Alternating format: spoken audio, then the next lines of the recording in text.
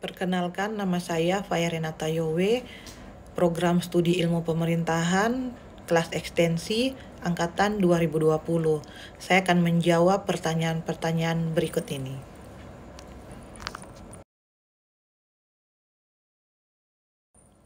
Nomor 1, perubahan sosial menurut Kingsley Davis. Perubahan sosial merupakan perubahan-perubahan yang terjadi dalam struktur dan fungsi masyarakat.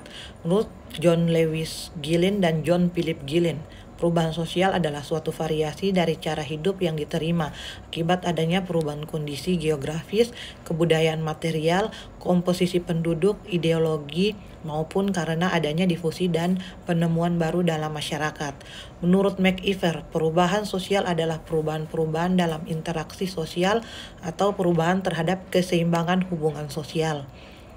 Nomor 2, perubahan berdasarkan waktu. Revolusi dan evolusi. Revolusi adalah perubahan sosial yang berlangsung secara tepat dan mempengaruhi kehidupan pokok masyarakat. Contohnya adalah revolusi industri. Yang berikut evolusi. Evolusi adalah perubahan sosial yang berlangsung secara lambat dan melalui tahapan-tahapan dari yang sederhana hingga menuju tahapan yang lebih maju.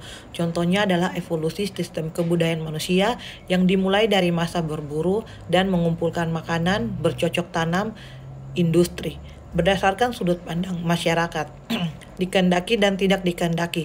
Perubahan sosial yang dikehendaki merupakan perubahan sosial yang terjadi setelah adanya perencanaan yang matang dan dapat diterima oleh masyarakat luas.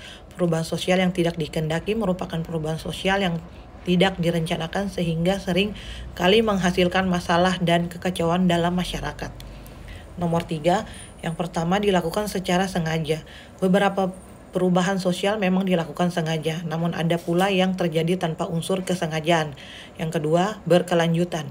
Ciri-ciri terjadinya perubahan sosial adalah berkelanjutan. Ciri ini memandang bahwa masyarakat akan selalu berubah, baik cepat ataupun lambat. Yang ketiga, imitatif. Dalam kehidupan, masyarakat akan melakukan perubahan dengan mengikuti masyarakat lainnya. Nilai yang disebut meniru atau imitatif. Hal ini terjadi karena tiap kelompok dalam masyarakat saling memengaruhi satu sama lain sehingga tidak bisa memisahkan diri. Yang nomor keempat, pandangan klasik.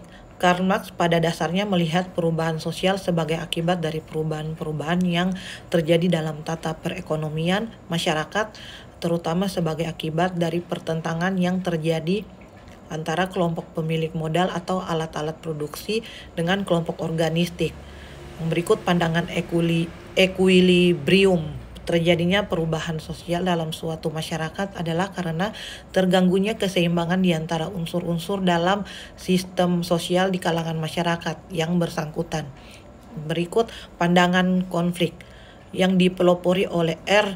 Dahrendorf dan kawan-kawan pada dasarnya berpendapat bahwa sumber perubahan sosial adalah adanya konflik yang intensif di antara berbagai kelompok masyarakat dengan kepentingan berbeda-beda.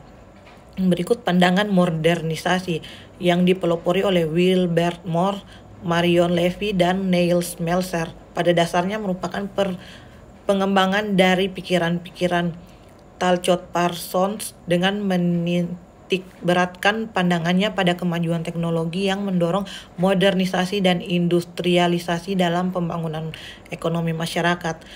Dan yang nomor terakhir, nomor 5, media elektronik sebagai sumber belajar. Sistem pembelajaran tidak harus melalui tatap muka, tetapi bisa juga menggunakan pemanfaatan teknologi. Persaingan dalam dunia kerja sehingga menuntut pekerjaan untuk selalu menambah skill dan pengetahuan yang dimiliki.